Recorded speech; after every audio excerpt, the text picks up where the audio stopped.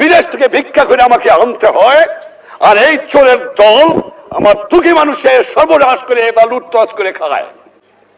এই জন্য জীবনের যৌবন নষ্ট করি নাই, এই জন্য শহীদরা রক্ত দিয়ে যায় নাই যে কয়েকটা চোরাকার বাড়ি মুনাফাখোর ঘুষখোর দেশের সম্পদ বাইরে বাইর করে দিয়ে আসে, জিনিসের দাম গুদাম করে মানুষকে না খাওয়া মারে। উৎখাত করতে হবে বাংলার বুকের থেকে এদের। টাকা নাই, পয়সা নাই, চাল নাই, ডাল নাই, রাস্তা নাই, রেলওয়ে ভেঙে দিয়ে গেছে। আপনারা ভালো করে কাজ করেন, ঘুষ খাওয়াটা বন্ধ করেন, দুর্নীতি বন্ধ করেন।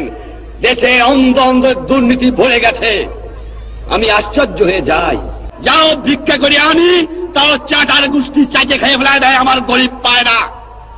এত চোরের চোর, চোর কোথেকে যে পয়দা হয়েছে আমি জানি না। পাকিস্তানের সব নিয়ে গেছে, কিন্তু এই চোরটুক ফিরে গেছে আমার কাছে।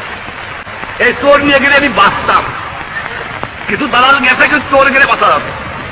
শতকরা 20 জন লোক শিক্ষিত, আমরা শতকরা 20 জন, তার মধ্যে শতকরা 5 জন লোক আমরা বলতে পারি আমরা শিক্ষিত।